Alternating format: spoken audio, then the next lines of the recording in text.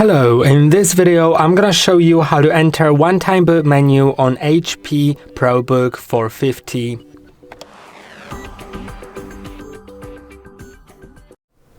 First of all, your laptop has to be shut down, so if it's currently on, shut it down and wait until the fan stops spinning and for additional 10 seconds to make sure it's fully off. Once it's off, if the device you want to boot from is external, plug it in before you turn your laptop on, and now you can simply press on the power button and immediately after releasing it, start repeatedly pressing on F9 key.